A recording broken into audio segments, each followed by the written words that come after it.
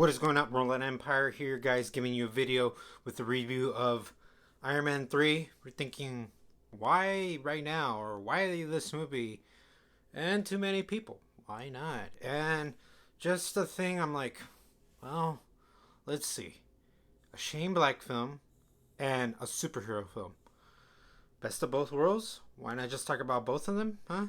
So yeah, Iron Man 3 is directed by Shane Black. First time that Jon Favreau hasn't directed the movie, but still appeared, still produced, and I hopefully in a particular way brings back everybody you know, Robert Downey Jr., Don Cheadle and stuff, and the whole Iron Man company adds new pieces along the way, and it's just the centers on Iron Man, how he survived post the Avengers war now, like the whole situation, how he deals with this situation with the world, and just it's interesting because now it's him embarking back in his mission, having basically a little bit of his past come back to his present kind of thing. That's his mission, so to speak. And yeah, in this one, like I said, it's Shane Black now, and it's really noticeable from the trailers too. When you see the movie, it's a very noticeable movie that the style is so different now, and Shane Black is, now at the time was Kiss Kiss Bang Bang for the directing credit than Iron Man 3, but now he's got so much more, obviously.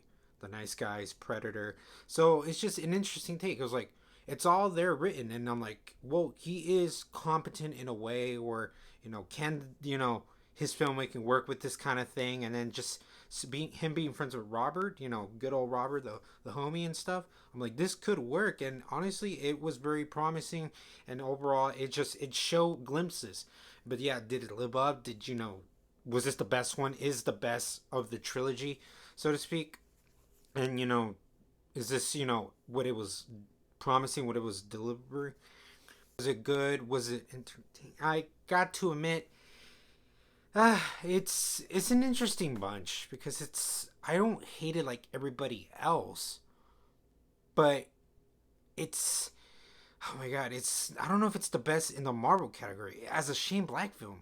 He does a good job with it being Shane Black. I like the whole like banter with War Machine and Iron Man. Like that is Shane Black. That's kind of like what you spot. Like if you can tell sort of what like a filmmaker's kind of his trademarks out now, his stamps of approvals of what makes him him. That's one thing, and setting it with the holidays and whatnot, and just giving it a nice kind of like still witty tone because that's Tony Stark, but bringing his touch, those kind of elements really are help the movie. Other stuff is just kind of creative decisions. It's just like what you think the story might be, what it ends up being, and it's nice. I like how we did kind of change the pace now because we have two movies already, and this is the third one. But some of it just it did stick. Like it was fine.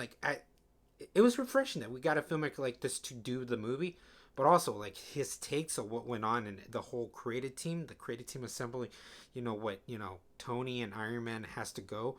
Some of it is just like I don't know. It's like it's unnecessary, or they could have done better. And then they had something going, then they just wanted to do a switch.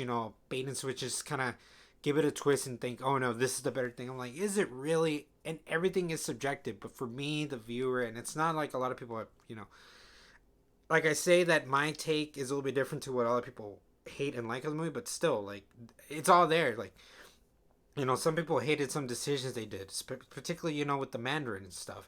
But yeah, like, Iron Man, this was going to be his time where he faces his arch rival, and it kind of just becomes a comedic side act, and the person that is supposedly running the whole thing, well, they try to say that was the real person, but it doesn't work for me as much, okay? And Iron Man, he is one of the best parts. Robert Downey is just a great actor. It's like, what isn't, known now? Like he's just then and he gives it a nice kind of like a new layer, like a layer of him dealing with the way he is with his character and all that, and that is an awesome thing, and it just would have been so much better to complement it with the pieces that he could have had.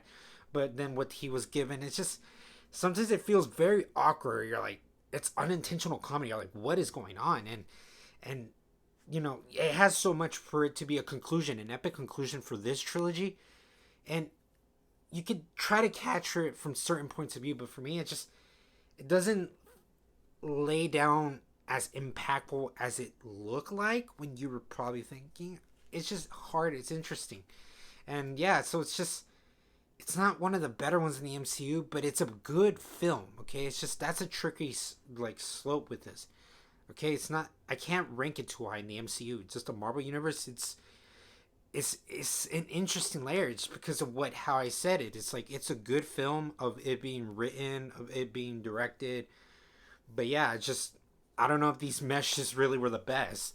Like I don't know if the I don't know if like the creativity it's an interesting thing. It's just I'm not sure if this really belonged in this universe. I'm not sure if this genre, this franchise needed this kind of creativity, but it was interesting. It was good enough to just be aware that I see what the decisions were being made. So I'm gonna have to give Iron Man 3 a B minus. Let me know, guys, what you thought. You probably hated it, you probably loved it. All this in the comments below. I get it. Like I get it's very divisive. Divisive is a word that really just it would make sense for this, and I just get it. All this in the comments below. And as always, Roland Empire, laugh, smile, repeat.